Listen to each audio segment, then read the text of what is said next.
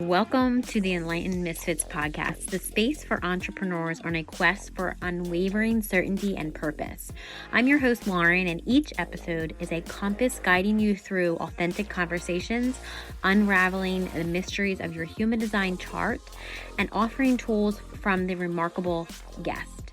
Join me as we embark on a journey to manifest greatness and create a life aligned with our deepest purpose.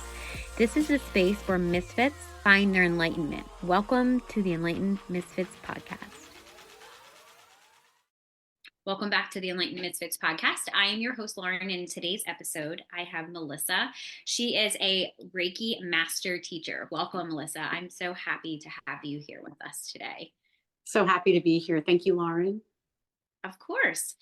So kind of a little bit, before we started recording, we started talking and you were saying part of your story and I was like, whoa, we got to start recording. So kind of tell us a little bit about when you first discovered Reiki and how it inspired you to become a Reiki master teacher. And then tell us a little bit about your story before that. Sure. So let's see. I've always been drawn to the healing arts. I informally practiced Reiki on myself, and I've had it practiced on me. A friend was in pain, right? So I instinctively put healing oil on his stomach and just started pulling pain out. And by the time the ambulance arrived, the whole place smelled like eucalyptus. And he said, I don't know what you've done, but the pain has subsided enough where we don't have to take him to the hospital. And I was just kind of blown away by that. It's like, wow, okay. And then years later, fast forward, I'd gone through a coaching program. I was the client. I've been in the coaching space for about 10 years now. But after the program with my good buddy Chaz, who's an amazing coach, I knew I needed a little more cleaning up inside. Didn't know how to quite explain it. And I reached out to Deanna Highland, who I'd heard about through a friend. And I said, I don't know why I'm calling you, but I just know I think I'd like to try a Reiki session. And it was a beautiful session. She encouraged me to move forward with Evolve. She loved the name. She helped me with pricing a little bit. She quickly became a mentor. And during the session, she told me that I may have to cut the cord with my sister. I didn't know exactly what that meant. 2 weeks later, my sister was killed in a hit and run while she was on foot. And as a big sister, my responsibility to her, so I felt and still feel, was to keep that connection, keep that open, allow her to be able to reach me if she needs me. Don't make me cry, Lauren. So it's holding space for you. Yes. So that's what I did. I wanted my vibration to be as high as I could, so I could go as high as I could and can, and then she can come to me. And that's the way I see it.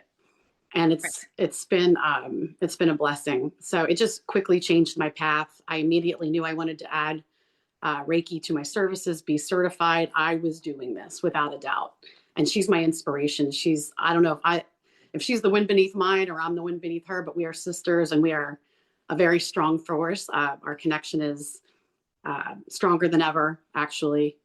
And she has a beautiful daughter here too that I love like my own. Right. I do. I was going to say, well, thank you for that. And I know that she's probably here with us, right? 100%.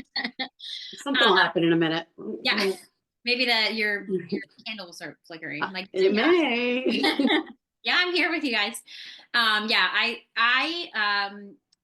will have to, her ears are probably ringing right now. Probably, are you talking about me? Yeah, we talked about you. Naturally. She is a beautiful, beautiful person.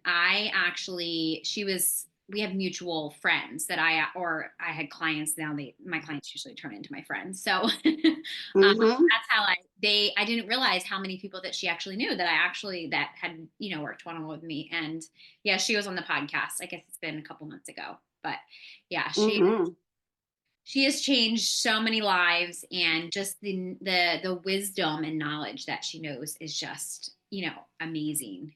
It really is. I mean, her heart is so huge, and I don't Yes. know where I'd be on my grief journey without her. Yes. She's truly changed, how I was able to move forward. Yes. That actually, because as you're a grief support coach as well, because of your obviously your journey with grief, what do you think is like the biggest misunderstanding about the grief process? That there's an order to it, because there isn't. That there's a timeline, because there isn't. This time isn't real. It goes on forever. Um, it never changes. It's like a shitty roommate that you have to learn how to live with, right? Hey, right. It's a good way to put it. so so you have to learn how to live with this feeling. Some days you're fine, and some days you may have a moment where, oh my gosh, my sister died. Like, what? So it's traumatic. Oftentimes in my life, grief has been traumatic. uh, People that I love dearly, who have held a piece of my heart, have been ripped away pretty quickly. And so that's why I'm passionate about supporting others on their journey. But to say that there's an order to it or a timeline is for sure false Yeah. or misunderstood. Yeah, I was going to say thank you for saying that. Actually, especially literally why we're recording it, and I feel like there's just so much going on. Gaia, Mother Earth, whatever you call her, is not happy, and we're recalibrating the heart chakra, and that through my own experiences, that is actually where we all hold grief, and I feel like but that's also where we manifest too, right? So it's like that in turn can really block us, I feel like, and we don't even realize that. I think when I connected like my loss, I would always look at something as a loss versus looking at it, how is this helping me? It's actually helping, same thing like with you.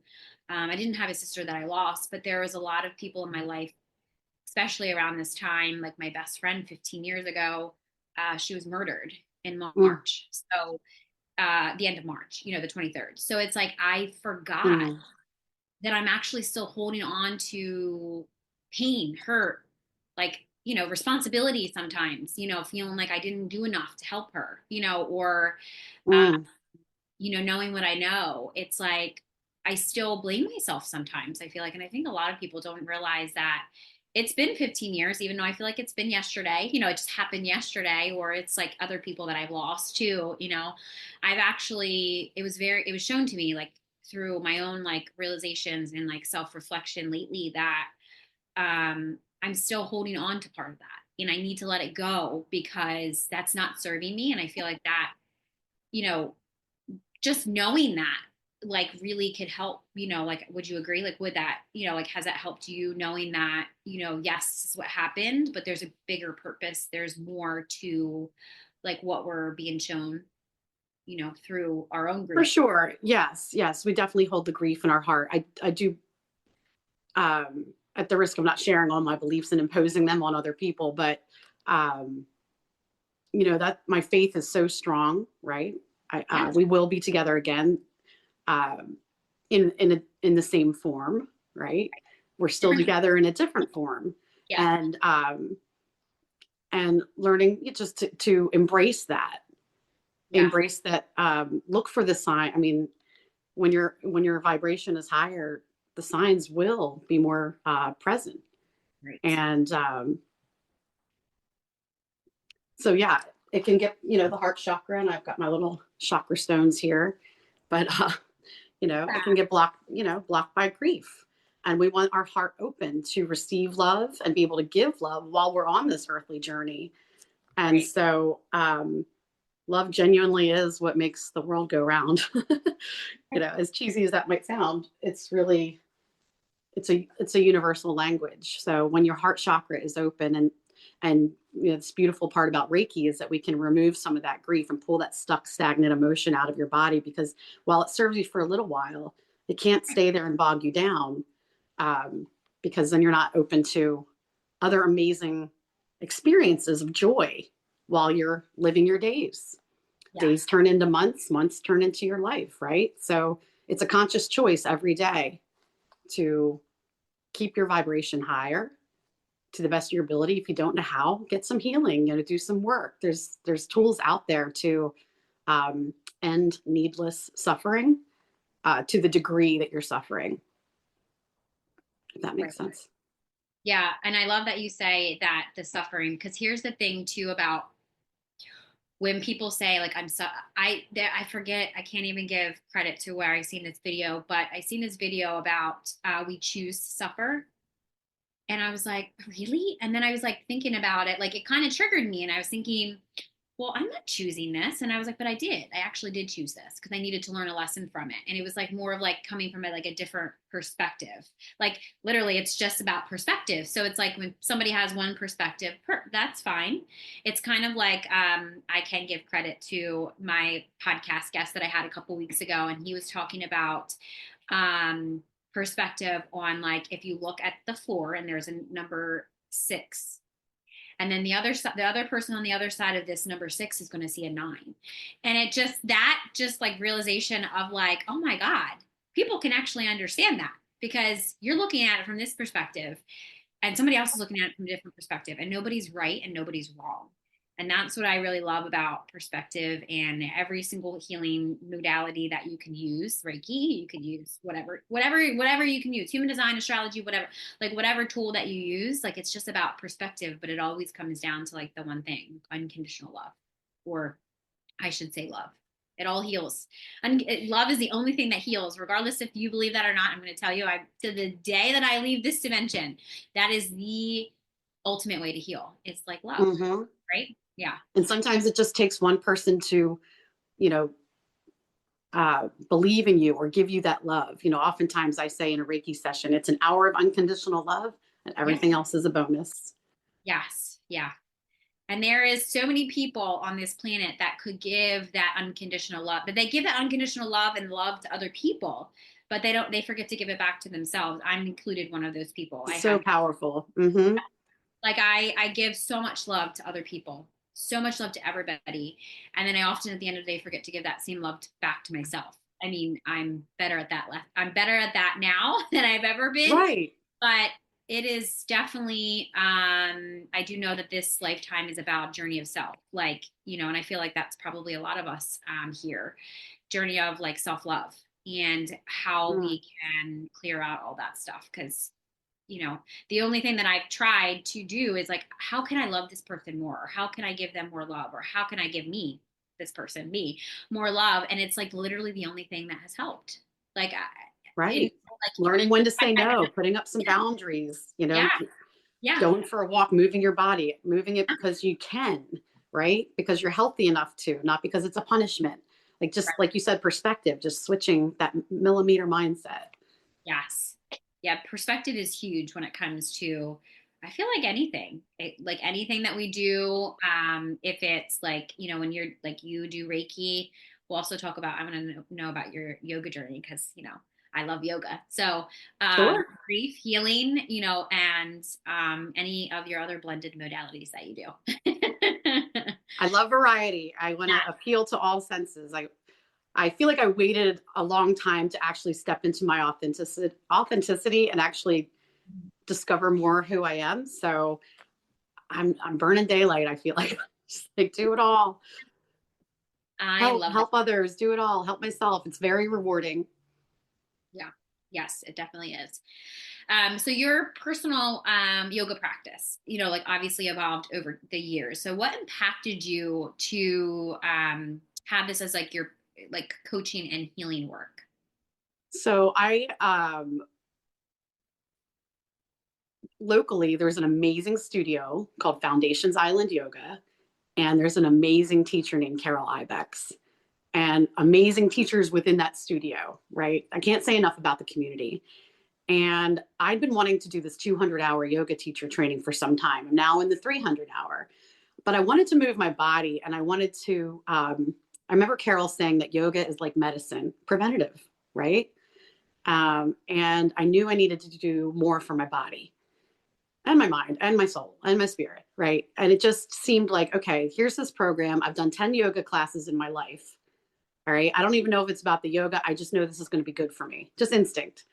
And so I went through that journey and I was frustrated, right? Because I was 30 pounds heavier. You know, my boobs were in my face, getting into certain positions. I was annoyed, right, a lot by the physical, but that's what kept me going. That's what kept pushing me, is the teachers reminding you that this is your practice, that there's no intimidation here. There's no right or wrong. This practice belongs to you. There's not comparison. This is for you. You just keep remembering, this is for me. This is for me. This is not who's got what outfit on and etc. So yeah, so now I'm in the 300 hour. And, oh, and also during the 200 and the 300, we have to do 19 classes a month. It's like, oh my gosh, you know, that'll put me on a regimen if ever. So, so then the more you practice, they say in yoga, a millimeter is a mile. And so now I can put my feet into bow pose, both feet, right? Yeah. And then a couple weeks ago, well, about 25 days ago, I was in class and I got myself into crow pose. Oh, wow. And then the teacher said, and I haven't done that since I was a kid. Right. And it was like, holy crap, I'm in crow. Teacher says, would anybody like an assistance into headstand? And there I was upside down and I'm like, I would. I mean, I want the maximum benefits of this program and I'm getting them. So to be in alignment. And so that she assisted me and then she said, it's all you. So there I was in a headstand and I, you know, got out of the pose and I just cried on my mat. I just had the biggest release. I'm like, I am such a baddie. Yeah. I can do anything. Like, yeah. In case I forgot. But the physical part was really important to me, right? I love my woo-woo self, but the physical has always been a challenge for me. I feel like I have to have all systems go at all times to reach this, you know, physique. So there I was. That was enough for me in that moment, and I just released. And an hour later, I just had to say, peace out 9 to 5. I am just going full time with Evolve Collective Wellness, like ASAP. And here I am. Yeah. And So that was, you said that was 25 days ago. You left your 9 to 5 job. Is that? Yeah, which I had only had for 6 months, but I really tried to go for it for certainty, income wise. You know, an opportunity presented itself. I was there 6 months. It was work from home, pretty decent money, but I wasn't in alignment. And that's all I'll say, you know, Yeah. It wasn't it. I feel like I need to, that's why I was like, wait a second. She just like kind of said it, just like threw it in there. Yeah. I need to like actually say, did you just say you left your 9 to 5 job 25 Yeah. years ago? Because to be honest, it doesn't matter to me from what I can see. It doesn't matter if you've been at a place for 15 years or like 5 days. If it doesn't, like you just said, if it's not in alignment and you are on this path of like, this is what I'm going to do, this is what I'm here to do, this is what I need to clear out and do. Yeah. It's not going to work. And I feel like that's going to be like people listening, you know, I know that people listening right now are like, I hate my 9 to 5 job. You know, Yeah. I got in my 9 to 5 job, like for my 9 to 5 job. I mean, it was more of like not a 9 to 5 job, but it was working for somebody else, I should say. And I would work, you know, sometimes 14 hours of the day and come home and, you know, literally just go to sleep and do it again. And it's like, what kind of fucking life is this? Like, it's the worst. For me, it's the worst. And I'm only 36 years old. I know people listening to this are like, Lauren, are you complaining? Because I've been doing this for like 60 years. Like, no, I'm not complaining. I'm just saying that I literally had to look myself in the mirror and be like, what the fuck are you doing? Like, you're going to work, you want to help people. You're, in a sense, I worked in healthcare, so I was helping people, you know. This was healthcare also. Yep. Yeah, I was helping people, but then I was bringing my negative ass energy to this job that I at one point loved. And then I was like, I was going through, you know, a huge, nasty custody battle, nasty divorce, you know, and nobody knew, nobody in my job knew any of this thing was happening. You know, of course I had, you know, my manager knew because I had to take off sometimes or I had to go I had to do like Zoom calls in my car, you know, for whatever, you know, and people are like, wow, I can't even believe you went through all that. And I was like, I can't bring this to work. I can't. But I got to a point that I was just like, I can't even bring this. I can't even be here anymore. Like I can't be here anymore. Yeah. I just can't. So I took a short detour thinking that like moving across the country was going to change things. No, I was just, again, running still away from myself. Very short lived, to come back to move to Arizona, come back. And then my mom looked at me and she said, so you go back to your job? And I was like, nope. And I don't know what the fuck I'm going to do. But um, this is my chance of like, I need to figure something out, and that's when I, started my business and tried to figure out who I was and, all that stuff. So, I have to, I'm so proud of you for literally honoring that. Even if it was 6 months, it doesn't matter. I mean, shit, mine I think went on for a couple of years of me like trying to run away and like trying to, meanwhile. That's where trust. Hey there, I just wanted to take a quick moment to share with all of you spiritual rebels and fempreneurs. If you've been craving a space where you can build wealth, heal trauma, and rise alongside like-minded women, I got something for you to hear about. I'm excited to invite you into the Enlightened Misfits Sisterhood. This is a low-cost, high-impact group membership designed exclusively for spiritual fempreneurs who know they need accountability and support to create sustainable wealth, but aren't ready to dive into a one-on-one mentorship. In this membership, you'll get monthly calls, rituals, healing sessions, and workshops to break through your self-doubt and build confidence so that you can consistently sell your offers and make money. This is also a collaborative private Facebook community where you make lifelong connections with other women who are just as serious as hitting their goals. And my personal guidance as your intuitive human design business guide and trauma healer, ensuring you stay aligned and on track with your business goals. Plus, you'll get free access to all my paid workshops and masterclasses, along with exclusive VIP pricing for my one-on-one Voxer membership. This membership is all about helping you heal the sabotaging behaviors blocking your abundance and using your human design to create a business that feels amazing to run. Imagine waking up excited to serve your clients and knowing that you have the exact support you need to hit every single one of your business goals every single month. So if you're ready to rise and build wealth with a sisterhood of spiritual misfits, make sure you click the registration link in the description box. Right now, the investment is just $88 a month, but the price will increase to $197 a month. Join today to unlock exclusive rates and get access to next month's kickoff call. Let's get back to today's episode, but remember, your next level is just one decision away. Join the sisterhood and let's rise together. That's where trust comes in, right? Trusting, like saying, I'm so ready. When the pain of staying the same is greater than the fear of change, that's when change occurs. And you're just like, I don't know what I'm going to do exactly, but I know I can put all that energy and I can put it in for myself. I was putting a lot of energy there. And it was Saturday and I was dreading Monday. Like that's when it's, time to go. I said, I know I can go full time. I just went into crow pose and it kicked it into a headstand. Like, dude, I can do it. I was flying high. It was just, and I still am. And then I realized, hey, I've got 5 locations. I've been planting a lot of seeds the last 3-4 years. I said, I have a space on Kent Island with 4 other healers called Inner Elements, where 5 independent businesses operate out of. Afterglow Centerville, Afterglow Chestertown, Mind, Body, Spirit Healing Room in Newark, Delaware, and Bethany Beach. Where are you? I'm in Newark, Delaware. Oh, well, then we'll have to meet at the Mind, Body, Spirit Healing Room. Anne-Marie Lavelle is the creator of that space, and it is gorgeous. And I'm really blessed to be able to practice out of there. So, I get to connect to all of my, I'm from Wilmington, so I get to connect with all the people that I grew up with and say, hey, I'm full time. Would you like to see a menu? And they're like, yeah. And then we meet there. Yeah. Every other Tuesday. Are you still in Middletown? I'm sorry, no, not Middletown.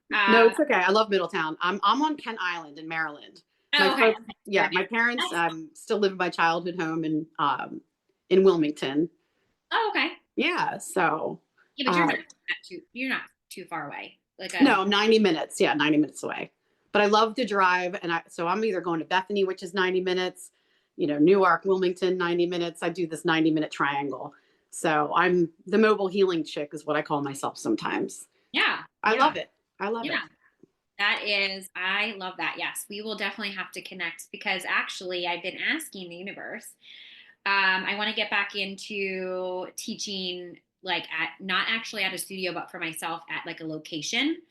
And a lot of people are subleasing their studios to, instructors now because you rent or you just pay a fee an hour or whatever. You bring your people and then, it helps everybody. It helps you. It helps, everything. So I love that a lot of yoga studios owners are doing that because I feel like it gives you a sense of your own oneness of, not just their people, but also you bringing people into a new space. And I feel like, Oh yeah. community is huge for me. Like I love community. I'm really creating communities, especially after COVID.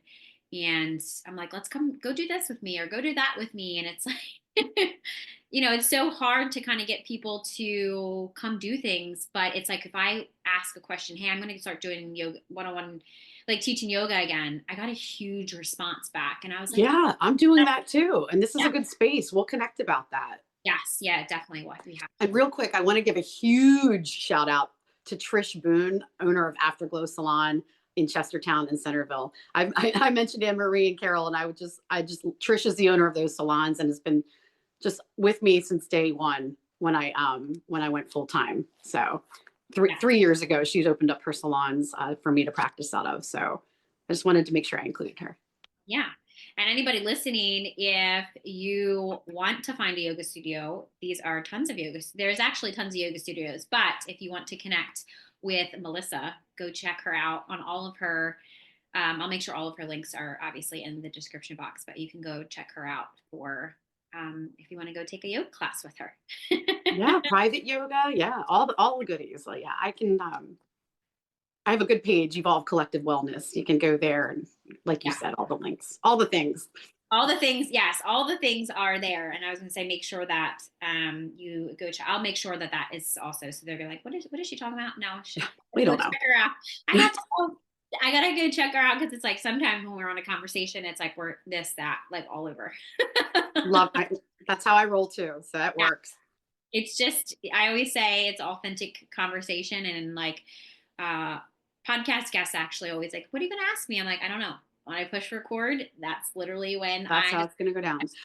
Yeah. I didn't get nervous either. The only thing I was nervous about is making sure my phone was going to be on. But other than that, I'm like, good. I'm so happy. Speak from the heart, right? Yes. Yeah, it's definitely. And I always say that too, especially because there's a lot of people that, are on the podcast and it's their first time on a podcast. And I always forget because I do this, every week or I'm on other podcasts and I've, been on stages before that I always have to remind myself, Lauren, how do you feel before you get on that stage? Or how do you feel before you get on that Zoom call? And I still, not my own podcast, but I still kind of get like, oh my goodness, that fear of like, how about if I don't speak the right stuff or, all that stuff that runs through your head. But as soon as I get on and start talking from my heart, it's literally, it just flows. And I feel like I need to remind people about that because once you speak from your heart and you're not speaking from your head or what you think people should, right. What you want to hear, and you're just speaking who you are, that's when people really shine. Sometimes people connect to that. People, people are like, oh, she's real. She's down to earth. Yeah. Yeah. I feel safe with her. Yeah.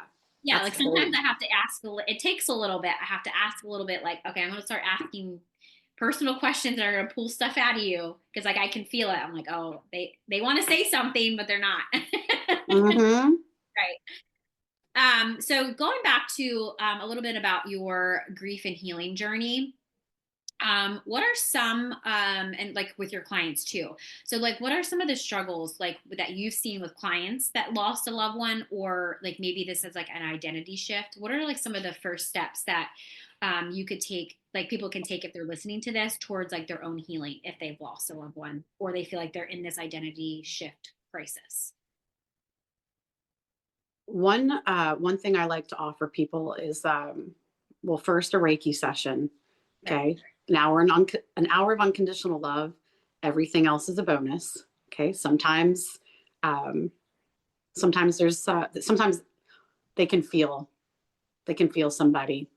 That's their story though. I'm Right. just the vessel. Right. I don't guarantee anything, but it's beautiful when that happens.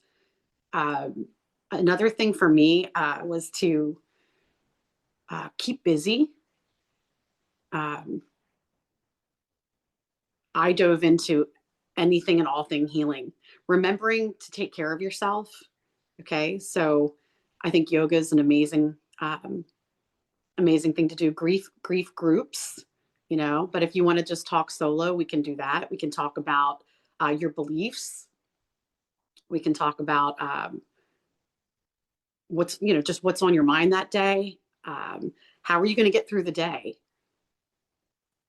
Right.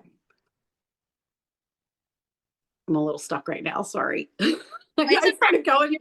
There's another question that maybe my mind started just going deep on specific situations, and then I just had to bring myself back here. No, That just happened. Sorry. No, that's okay. No, I actually have another question that I can kind of like help with this too. So, what comes up for me when you say grief groups is not that I've ever been really a part of a grief group per se, I guess, but what I've noticed and seen is the grief community, I should say, depending on wherever you are, can sometimes be more toxic for the person than not.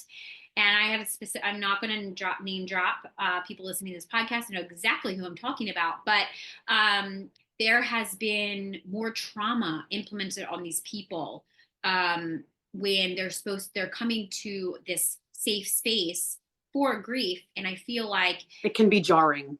Right. And I'm not saying that this is with you, but I'm just saying, right.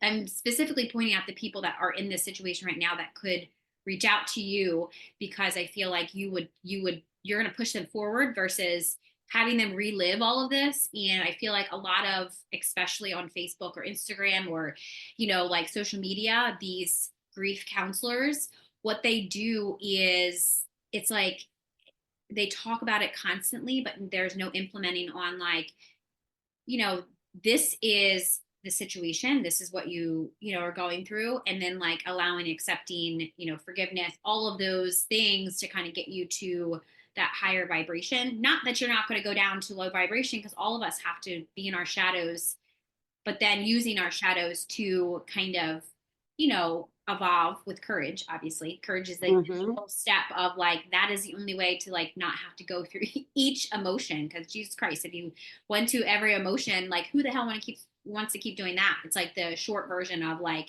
just embodying that so you can kind of move forward. So, but the question is, if somebody were to experience that and they get, oh, I worked with this person, or I did this, like, what would you say to them if, they came to you and had that experience, and then maybe like it gave up hope for healing from grief? From group, you said? From like healing from grief, from like maybe like a few things. Yeah. So when we talk about the bargaining stage, when people, I could have done this, I could have protected better, I could have said something different. One thing that was huge for me, and another mentor I have to shout out, is Sid Norris. She said to me, Melissa, and this changed my life. She said, remember or know this, that spiritual beings don't have human emotions. So while we are down here, or in this dimension, experiencing, oh, I shouldn't have done this, and I could have done that. Oh, heavens, someone's calling. Are we back? Okay, there you are. Sorry. Spiritual beings don't have human emotions. So it's my belief that there's so much love and beauty, and they're not really worried about the words that didn't the words that didn't get resolved, or things of that nature. So that helped me a lot. Like, whoa, that was a mindset shift. They're spiritual beings. They're not in human form anymore, where there's ego, right? Right. So again, just holding space for people, Reiki sessions. How do we move forward just for today? Okay, what's our plan for the week? And that's tailored to the individual. Right. Yeah. I love that. And just developing a grief plan for you that, might be just for this day, or just might be for this week, and exploring. Yeah. I know that when, I said to my family, one of the first things I said was, this will not break us. Right. So it's trying to wrap your head around this loss and their transition. But we all know that we're going somewhere someday, right? Right. Leaving this dimension. Mm-hmm. All are. Every single one of us. Yeah. And so, and we don't believe it though. We're like, no, it's not me. No. So No. it's deep. It's sad. It's a loss, and it deserves just sacred space and unconditional love. And we can get a little strategy going for that client to, maybe we're going to dive into this week, because that'll help. Just, yeah, it does vary based on where the person is and what stage of grief they are in. Yeah. And just validating, why am I doing this, or this, whatever they're doing is okay, as long as it's not destructive. We want to make sure that we're not laying on the booze heavy, or, get healthy coping mechanisms, healthy ways to cope. Yeah. Mm-hmm. Because that usually sometimes I've been there too, not suppressing like how I felt, or I don't want to feel this. And then in hindsight, I shame myself, because it's like, I shouldn't have done that. I knew better. I shouldn't have done that. Or, like that type of thing. And I feel like that spirals into like the shame, rejection, all of that stuff, that low vibration guilt, all that stuff. But it's like now, like you said, it's like you have to process. There's a process and a progress. Like you have to, it's a journey. Like you have to process that emotion. And a lot of us don't, when we were younger, we didn't know how to process things, like it wasn't like it is now, of like, oh, you're allowed to have anger. You're allowed to have these big emotions. You're, how I kind of pretty much parent my daughter. It's like, she's allowed to be angry. She's allowed to feel angry and not know why she's angry. Most of the time it's because she doesn't get what she wants, because she's 5, but like she understands that I'm allowed to feel angry, and I'm allowed to be frustrated. I'm allowed to be sad, and I just can ask my mom for a hug. But it's like that type of thing that I'm learning too by reparenting myself, that it's like, oh, I can show her that she can be sad and ask for a hug, and not be really like rejected and like, no, you did something bad, because all that stuff. So yeah. Every family member may be in a different stage at a different time. Yeah. Some people don't know what to say. So a person may think that they're being abandoned by people that they love, and when in reality, those people just don't know what to say. Yeah. So there's a lot to it. Yeah. Yeah. Mm-hmm. I feel like, as we all know. Yeah.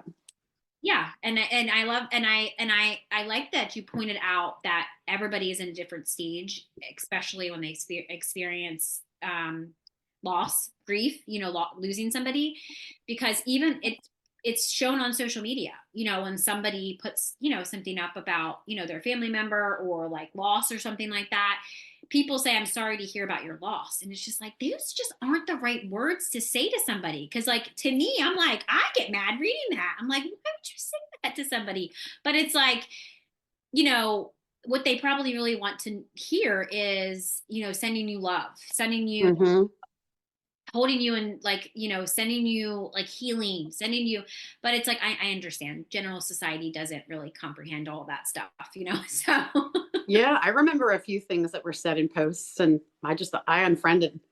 I interpreted it as angry. disrespect, and it was out the door. Like, never again. Bye.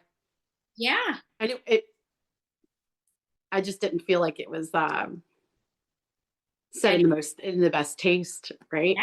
And you hit the send button, right? So we're not a vibrational match. It Right. wasn't an insult, but it wasn't in loving intention, in my opinion. Yeah. Perception. Or people say, what happened? It doesn't really matter. Yeah, no, bye. Mm-hmm. Like, it's just, I mean, and and I understand that sometimes you have to kind of learn that awareness, like that self-awareness, but like people that are very self-aware or spiritual or on the higher end vibration, not that we all are, none of us float at high frequency all the time. It's just right. That's just not being a human, but, or have the human experience. But yeah, that is a couple times, a couple of my clients actually have went through loss, and, I was kind of helping them work through it and trauma and all that stuff. And they had said that to me, and I'm like, well, that's okay for you to get upset, and that's okay. But if you don't, and if you're getting upset and you're constantly getting triggered by them, and you're constantly, you put a boundary up that they're not allowed in your, your space, because, obviously they're trying to come at you, and maybe this is not conscious, maybe this is subconsciously, you're allowed to put up a boundary and get them out. Literally just unfriend them. If they're on social media, literally just unfriend them and don't talk to them. Like, unless it's like obviously a family member, it's a little bit different, but if it's not good for you, it's not good for you. And you don't need an explanation. You don't have to explain yourself. It's the last thing you need to do. Yes. So if something, and that's anytime, if it's just, it's not, if your intuition is telling you something's off, listen to it, right? It's always, you can unfollow, or you can just unfriend. You can definitely put up those social media energetic boundaries. Yes. So before we wrap up, is there like one last thought or nugget of wisdom that you wanted to leave with the listeners before we jump off? Take time out for yourself. Okay. Embrace the woo-woo. It works. There is a book I need to get. It says Why Woo-Woo Works. So I am looking forward to getting that book. It's, woo-woo meets science, and how Reiki is just so beautiful for your nervous system.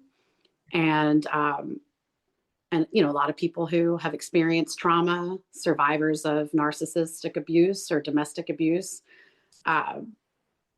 if you're out there, if you're grieving your old life, or grieving a life that you envisioned, I've been there. I have a lot of life experience, and I've had to start over, and I protect my peace now at all costs.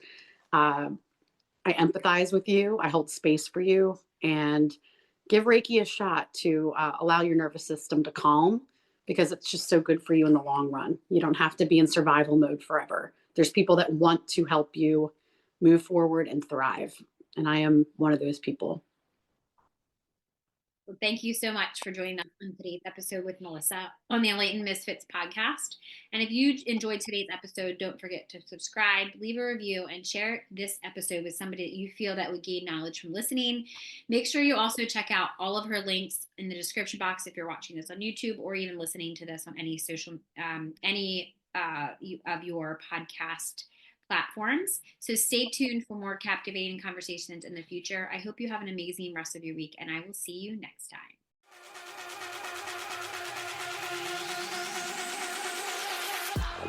Thank you for joining us on another enlightening episode on the Enlightened Misfits podcast. If you are a current or inspiring to be fempreneur, suffering from the fear of being seen and or feel very triggered when you're building your business, reach out to me at The Mermaid Light about my Rich and Resilient Biz Baddies. This is a collective text message Voxer support group designed to help you heal your triggers and turn imposter syndrome into bad bitch energy. If you resonate with our conversations and insight, don't forget to subscribe, rate the show, and leave a review. Your feedback fuels our mission. Remember, your journey to unwavering certainty and purpose is ongoing. So please make sure you stay connected with us on social media. Keep manifesting greatness in your life. Until next time, this is Lauren from the Enlightened Misfits podcast. Stay enlightened, stay inspired, and keep manifesting your extraordinary path.